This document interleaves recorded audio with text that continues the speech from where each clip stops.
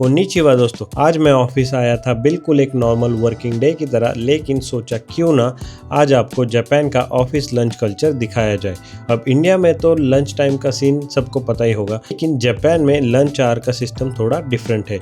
यहाँ लोग usually 30 to 40 minutes का लंच ब्रेक लेते हैं। तो आज के इस व्लॉग में मैं आपको दिखाने वाला हूँ कि जापान में ऑफिस आवर्स में लंच ब्रेक कैसे होता है और कॉम्बिनी यानी कि कन्वीनियंस स्टोर का लंच बॉक्स जो है वो कितना कन्वीनियंट होता है, और अगर आप वेजिटेरियन हो तो क्या क्या ऑप्शंस यहाँ पे है और कैसे इसको मैनेज किया जा सकता है, और एक टिपिकल जापानीज सेट मील साथ में ट्राई करेंगे। हो गया भाई अभी लंच ब्रेक, मतलब 1 बज गया। वैसे तो लंच ब्रेक 12 बजे होता है, लेकिन थोड़ा काम था तो मैंने एक्सटेंड कर लिया और अभी मैं जा रहा हूँ लंच करने। यही पास में एक रेस्टोरेंट है। वैसे तो मैं 7-Eleven या कॉम्बिनी से कुछ लेने वाला था कि नॉर्मल कुछ करी राइस वगैरह कुछ ले लूँ, लेकिन भूख ज़्यादा लगी तो इसलिए थोड़ा आगे जाऊँगा, क्योंकि ब्रेकफास्ट नहीं किया था। सुबह जल्दी निकलना पड़ता है और बहुत भाग दौड़ होती है, तो लेकिन ज़्यादा भूख लगी है तो आपको प्रॉपर लंच करना चाहिए। तो इसलिए मैं जा रहा हूँ। एक यहाँ पे ग्योज़ा रेस्टोरेंट है, वहाँ पे ग्योज़ा सेट मिलता है। ग्योज़ा मतलब डम्पलिंग, अपने मोमो जैसे होता है वो, एंड उसके साथ राइस और कुछ सूप वगैरह होता है। तो दिखा दूँ मैं आपको। हवा बहुत चल रही है यार, मतलब टेम्परेचर है 9-10 डिग्री, लेकिन हवा इतनी ज़्यादा है ना कि हालत ख़राब हो रही है। ऑफिस वाले मोस्ट ऑफ द जो लोग हैं वो सारे कॉम्बिनी से ही ख़रीद के लाए कुछ कुछ, और अपने डेस्क पे बैठ के खाना खा रहे थे। यूजुअली जब सब लोग आते हैं ऑफिस में तो हम साथ में ही लंच करने जाते हैं, लेकिन एज अ टीम पूरे लोग जाते, लेकिन आज ज़्यादा कोई था नहीं और लोग अपने काम में बिज़ी रहते हैं, तो वो कन्वीनियंस स्टोर से उठा के फिर अपने डेस्क पे ही खा लेते। तो कभी कभी तो बिज़ी रहते तो मुझे भी करना पड़ता है, डेस्क पे ही खा लो और अपना काम पे लग जाओ फिर से। यहाँ पे क्या काम चल रहा है पता नहीं। एक लाइन ड्रॉ की हुई है एंड सारा ऐसे लगा हुआ है इस तरफ से। शायद ये पेड़ का कुछ कटिंग या कुछ मेंटेनेंस कुछ चल रहा होगा। इसकी पार्किंग इतनी बड़ी है। ऐसे टोक्यो से थोड़ा सा बाहर जाओ ना तो ऐसे लंबी चौड़ी आपको बड़ी बड़ी पार्किंग मिलती है, लेकिन यही मैं टोक्यो में जाता कहीं पे तो वहाँ पे कुछ भी नहीं मिलता। मतलब ऐसी छोटी छोटी पार्किंग की जगह होती है। ये जॉली पास्ता ये भी अच्छा होता है, अच्छा ऑप्शन है ये वाला भी। यहाँ पे नॉर्मल चीज़ें मिलती है जैसे पास्ता, पिज़्ज़ा, फास्ट फूड ही होता है, चिकन वगैरह वो सारा। और मेरा जो है ग्योज़ा नो ओशो वो थोड़ा आगे सामने। ये देखो यहाँ पे कुछ काम चल रहा है। हाँ ये वही काम है, देखो पेड़ की कटिंग चल रही शायद इनकी। कितने लोग हैं देखो, काम करने वाला कोई नहीं, लेकिन पब्लिक की सेफ्टी के लिए इतने सारे लोग हैं कि आपको यहाँ से टर्न लेते हुए या फिर सब मतलब बताएंगे ना। पेड़ का नहीं है, सॉरी मैं कुछ गलत ही बोल रहा था, ये कुछ और ही चल रहा है। यहाँ पे रोड पे मशीन वशीन लगी हुई है सारी, और हेवी मशीन भी है उस साइड में, पता नहीं क्या ही है। आ गया अपना ये रेस्टोरेंट ग्योज़ा नो ओशो। यहाँ पे अभी तो भीड़ नहीं होगी, लंच टाइम पे बहुत भीड़ रहती है, नंबर वगैरह लगाना पड़ता है कूपन लेके। अभी कुछ नहीं होगा, सीधा जा सकते शायद। तो देखो अभी सीट्स अवेलेबल है, इसलिए ये टिकट वाला बंद है। ये तो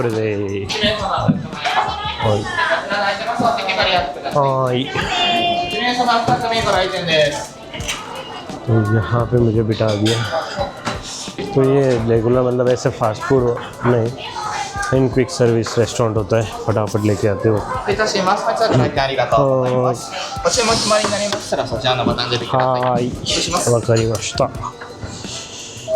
तो बता रहे थे कि आपका ऑर्डर अगर हो जाए डिसाइड तो फिर ये बटन दबा दीजिए, हम लेके आ जाएंगे।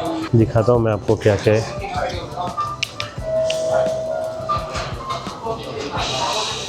देखो यहाँ पे ये चिकन का कुछ ऑप्शन है, करागे फ्राइड चिकन है, और ये सब टोफू करी कुछ बनी हुई है। यहाँ पे टोफू यानी का आपको पता होगा, यहाँ का सोयाबीन से जो बनता है वो। और ये वेजीज के साथ चिकन है, और यहाँ पे भी कुछ है।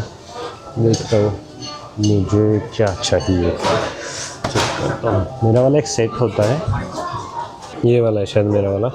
इसमें एक आप गार्लिक ऐड ऑन करना हो तो 20 येन एक्स्ट्रा लगते हैं। देखो यहाँ पे लिखा हुआ है गार्लिक चाहिए तो 20 येन ज़्यादा लगेंगे। ये वाला है शायद मेरा 1300 येन वाला ये। इसमें ये राइस, ग्योज़ा और कुछ है।はい、すいません。はい、おかわりします。はい、この茶碗セットを一つ。チャーハンセットで。はい。以上でよろしいですか。はい、以上で、はい、お願いします。तो बता दिया भाई मैंने वो ले लिया चवान सेट। चवान यानी कि फ्राइड राइस का सेट, उसमें साथ में चिकन है, ग्योज़ा है और एक सूप मिलता है, बढ़िया होता है। ऑर्डर तो आई नहीं अभी तक, पता नहीं कहाँ है। सब लोग अपना खाना वाना खा रहे और बढ़िया है यहाँ पे सीटिंग स्पेस वगैरह। अभी लंच आवर हो गया ना, 1:10 हो गए, तो इसलिए अभी ज़्यादा भीड़ है नहीं तो बहुत दिक्कत होती है अगर लेट आ जाओ। अभी जो मैंने ऑर्डर किया है वो कोई हेल्दी डिश है तो नहीं, तो उसमें चवान यानी कि फ्राइड राइस है और जो ग्योज़ा है वो भी अनहेल्दी है और जो चिकन फ्राई करा गया यानी कि फ्राइड चिकन वो भी अनहेल्दी। लेकिन क्या करें अभी, और ऑप्शन देखता हूँ मैं क्या क्या है यहाँ पे, बाद में मुझे कभी ट्राई करना रहा तो करूँगा। और हाँ, इसमें यूजुअली आपको चिकन के ऑप्शन बहुत कम मिलेंगे, मोस्टली पोर्क बेस्ड ही होता है सारा। मैं वॉशरूम जाके आता हूँ मैं, और कैमरा और ये सब तो यहीं पे रखूँगा।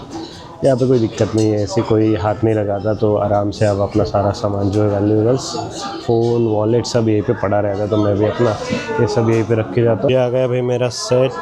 यहाँ पे आप देख रहे हो, ये है ग्योज़ा डम्पलिंग और ये है सूप, चिकन सूप, और यहाँ पे चवान यानी कि फ्राइड राइस और ये फ्राइड चिकन करा गए। तो ऐसे कुछ आया है भाई पूरा सेट। चलो अभी खाना खाते हैं। वॉशरूम गया था तब वो बंदा आके यहाँ पे रख के गया। चलो, सूप बड़ा मस्त लगता है यहाँ पे। अभी जैसे ये चल रहा है ना, ठंड का मौसम, बहुत सही लगता है। वाह। और यहाँ पे ऐसे हर जगह पे ऐसे चॉपस्टिक्स मिलती हैं, तो आपको यहाँ पे अगर रहना है तो चॉपस्टिक्स के साथ दोस्ती करनी पड़ेगी। ये भाई डम्पलिंग, जो कि जापानी मोमो बोल लो, चाइनीज़ है वैसे तो इसका ओरिजिन, लेकिन बहुत बढ़िया होता है। यहाँ पे ग्योज़ा के लिए ये सॉस दिया है उन्होंने, तो ये प्लेट में डाल के फिर ग्योज़ा को उसमें डिप करो और वैसे खाओ। मैं दिखाता हूँ आपको। जैसे अभी ये जापानी मोमो मैंने पकड़ा, ये वाला, उसको ऐसे डिप करो और डिप करके खाओ।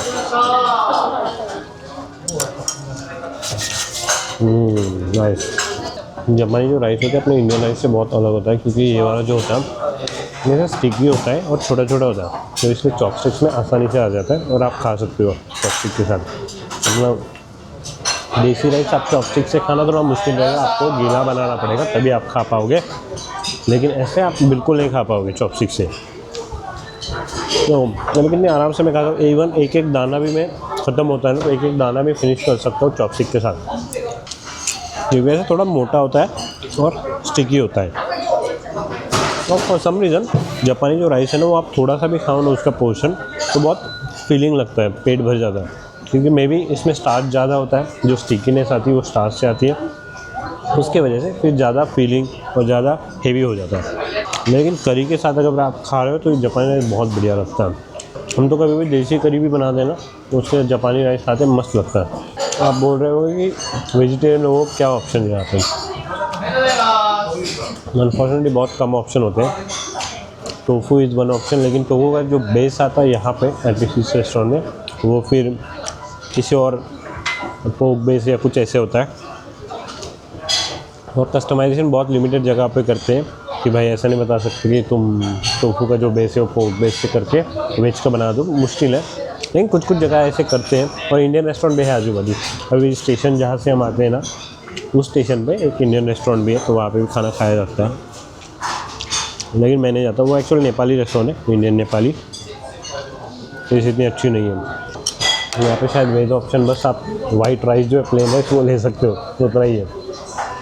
लेकिन अपार्ट फ्रॉम दैट सैलड वगैरह भी ले ही सकते हो, लेकिन पेट नहीं भरेगा आपका। लेकिन अगर आप 7-Eleven, लॉसन ऐसी जगहों पे जाओ ना, तो वहाँ पे वेज सैंडविच होते हैं। वेज मतलब strawberry sandwich, fruits based, strawberry या फिर बाकी बेरीज होते हैं, ब्लूबेरीज वगैरह, तो उसका सैंडविच एक है ऑप्शन जो खा सकते। वेजिटेरियन हो तो आपको 7-Eleven में एक सैंडविच हर जगह मिल जाएगा। तो ऐसे आपको थोड़ा थोड़ा जुगाड़ बनाना पड़ेगा। जो चवान है, चवान यानी कि चवान यानी कि फ्राइड राइस, ये भी बहुत बढ़िया है। देखो इसमें से एग है, scrambled egg and spring onion, meat pieces है कुछ, लेकिन बहुत बढ़िया लगता है। ऐसे माइल्ड टेस्ट है लेकिन बहुत फ्लेवरफुल है, अच्छा लगता है। आपको मतलब प्रोटीन हर जगह मिल ही जाएगा यहाँ पे। ग्योज़ा जो है इसमें मोमो जैसे बनता है, लेकिन इसमें वेजीज होते हैं और मीट होता है, क्या बोलते हैं उसको, कीमा मीट, कुछ वैसे बनता है। यहाँ पे ना फॉर सम रीज़न पता नहीं यहाँ पे ऐसे ठंडा पानी देते हैं। देखो अभी टेम्परेचर इतना ठंडा है बाहर, फिर भी मतलब हालत ख़राब होती है इंसान की, लेकिन फिर भी ये आइस डाला हुआ वाटर, बर्फ़ डाला हुआ।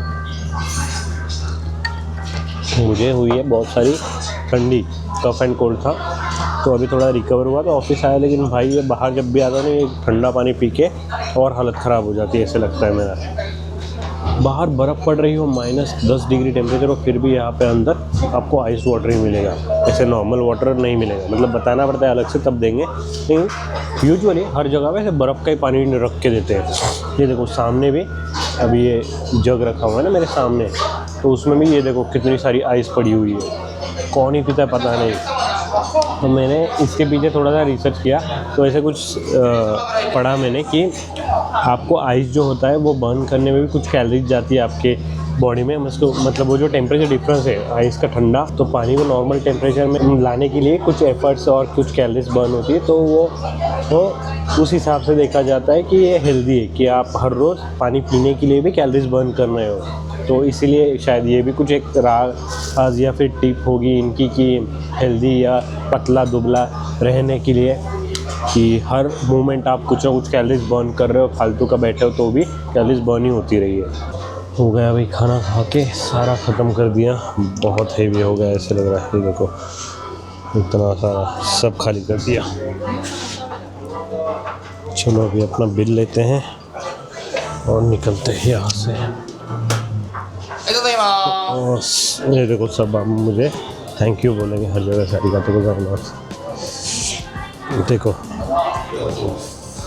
ये हाँ आईडी देश हाँ हो गया भाई 1300 येन।はい大丈夫です。はい、ありがとうございました。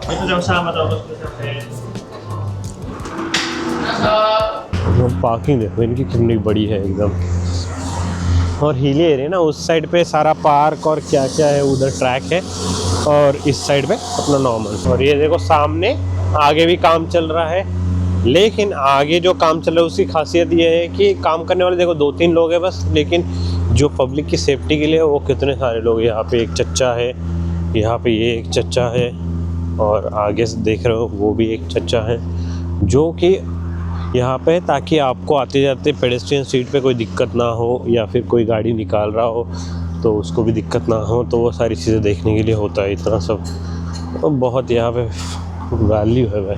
और ये ऐसे स्टोरेज कंटेनर से ये यहाँ पे आप अपना सामान ला के रख सकते हो, कुछ महीने का उसका रेंट होता है और 24 आवर्स अवेलेबल होता है। ये देखो यहाँ पे ये चच्चा भी रुके रहेंगे जब तक मैं नहीं जाता, फिर ये आगे आएंगे ऐसा, नहीं तो बाकी जगहों पे देख देख के चलना पड़ता है पूरा। बढ़िया लग रहा है आज का दिन, एकदम मस्त। ठंड है लेकिन सनी है तो मस्त सा लग रहा है, नहीं तो भाई एक हफ्ता हो गया ऐसे पूरा डिप्रेस्ड माहौल रहता है, क्लाउडी वैसे मज़ा नहीं आ रहा था क्या करे क्या नहीं। और उस साइड देखो वो सारे रेजिडेंशियल लोगों के घर है, अपार्टमेंट्स वगैरह। इवन इस साइड में भी है, लिली कुछ नाम है इसका, क्रॉस करना है, लेकिन अभी ग्रीन ब्लिंक हो रहा है। चला जाता वैसे मैं भागते हुए, लेकिन आराम से जाएंगे। चलो हो गया अपना ग्रीन। वो सामने ये एक लॉसन, तो वहाँ से बड़ी सी कोई कॉफ़ी ले लीजिए मस्त, क्योंकि यार ये मुझे बहुत सारी नींद, और थोड़ा सा ग्रीसी हो गया है, ये ऑयली था ना सारा खाना, तो इसलिए बहुत ऐसे क्लियर करने के लिए शायद स्पार्कलिंग वाटर भी लेना चाहिए एक, देखते। लेकिन ऑलरेडी एक कॉफ़ी ले लूँगा, उसके बाद देखता हूँ। रुक गए भाई चचा, मुझे लगा चले जाएंगे अभी।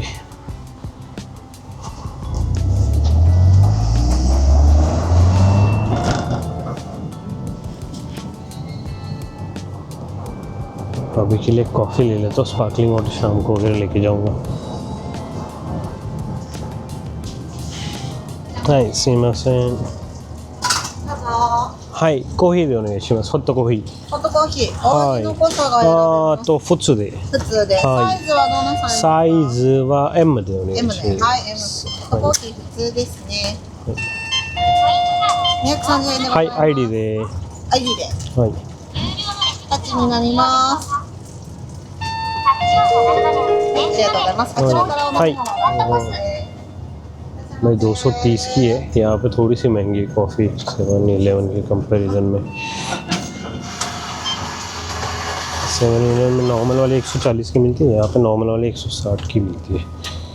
पता नहीं किस बात का इनको घमंड है। वैसे तो इनकी कॉफ़ी उतनी अच्छी टेस्ट करती नहीं जितनी वो करती है।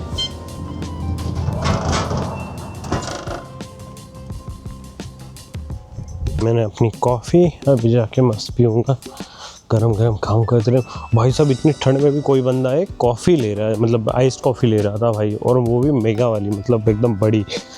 अब अंदर मुझे ठंड लगने लगी कि भाई कैसे पिएगा ये अभी आइस्ड कॉफ़ी इस ठंड में। अजीब है। वहाँ पे 3 बंदे कोई तो कुछ खेल रहे, पता नहीं क्या है। ये देखो, दिख रहा है क्या तुमको?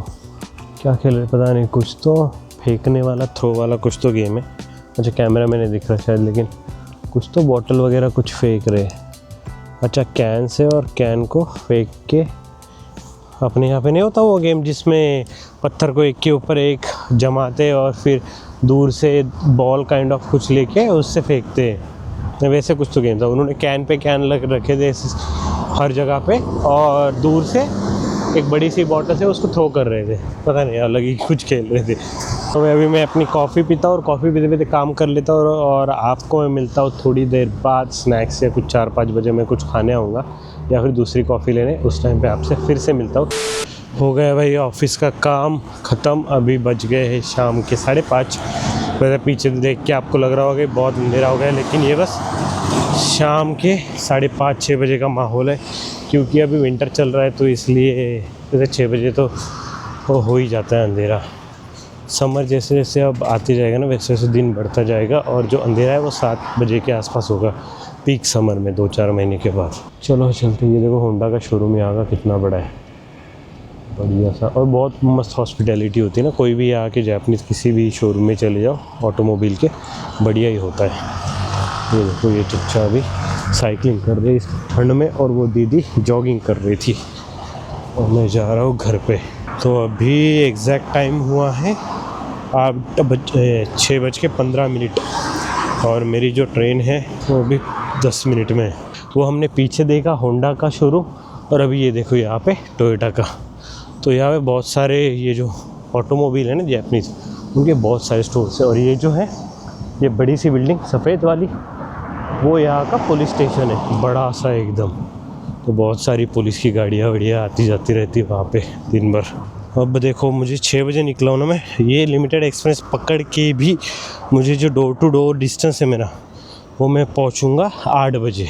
तो 2 घंटे लिमिटेड एक्सप्रेस के साथ। अगर मैं लोकल लूँगा तो 2.5 घंटे ख़त्म हो गए, फिर बर्बाद फिर तो। और लोकल से दिन भर आओ जाओ तो 5 घंटे भाई इसमें ही जाते ट्रैवल में तुम्हारे। अजीब ही है, और ये मतलब कॉमन है बहुत। अभी मैं भी ज़्यादा रिमोटली काम करता हूँ तो मेरे लिए ये बड़ी बात है, लेकिन जो जापानीज़ लोग हैं जो हर रोज़ ऑफिस जाना ही है उनको, सैलरी मैन, तो वो भाई साहब वो तो उनका हर रोज़ का ही है, वो तो मतलब एकदम प्रो हो चुके हैं इसमें। तो देखो 18-25 को 18 हो गया, मुझे जल्दी करनी पड़ेगी थोड़ी, क्योंकि यहाँ से अभी एलिवेटर लेके ऊपर जाना है, वहाँ से भी थोड़ा सा चलना है, तो जल्दी जाना पड़ेगा, क्योंकि ये अगर मिस हो गई तो फिर ख़त्म। ये तो रुक गए बहुत देर तक। पहुँच गए भाई, एस्केलेटर से ऊपर आ गए। अभी यहाँ से सामने स्टेशन है, पहुँच जाएंगे अब तो 2-3 मिनट में। यहाँ पे सन्नाटा हो जाता है यार, मतलब 6-7 बजे सब खाली। यही अगर दोपहर को आता थोड़ा सा और क्राउड रहता था, अभी तो पूरा ख़त्म हो गया। ये इतना अच्छा बनाया हुआ है लेकिन यहाँ पे कोई नहीं, बच्चे खेलने के लिए एक आध लोग दिखते हैं बस। है तो सब कुछ यहाँ पे लेकिन लोग कम है देखने के लिए, खेलने के लिए।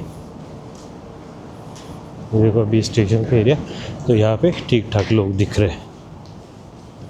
अभी क्या टाइम है, 18:20 हो गए, 5 मिनट बाकी है और आ गया अपना स्टेशन यहीं पे लेफ़्ट साइड में। पहुँच जाएंगे आराम से। चलो चलते हैं अंदर, और अपना स्टेशन इस साइड है। वॉशरूम गया था भाई अभी, और यहाँ से अभी 3 मिनट बाद ट्रेन है। भाई साहब वॉशरूम में अलग ही एक्सपीरियंस हो गया। वहाँ पे भरा हुआ था, क्राउड था बहुत, तो अंदर जैसे मैं गया वैसे तो यूजुअल लाइन पे रहते हैं सब लोग, लेकिन एक बंदा पता नहीं यही का था या चाइनीज़ था, वो तुरंत आ गया पीछे से और मेरे को ओवरटेक करके अंदर घुस गया। पता नहीं उसको ज़्यादा अर्जेंसी थी या क्या थी, लेकिन फिर ऐसे मेरे को साइड आई से देखने लगा, जैसे कि उसको पता है कि उसने कुछ गलत किया है लेकिन उसकी कोई मजबूरी रही होगी। तो मैं भी कुछ बोला नहीं, छोड़ो। बाकी कोई होता तो फुल वो लुक ही देता उसको। यहाँ पर देखो कितनी भीड़ जम गई भाई, कितने सारे लोग आ गए हैं। ये लिमिटेड एक्सपीरियंस तो इसलिए बहुत सारे लोग हैं। लेस ट्राई कर लेता हूँ मैं। चलो भाई आ गई ट्रेन। ये रहता है सब, इसमें तो जगह मिल जाती है आसानी से।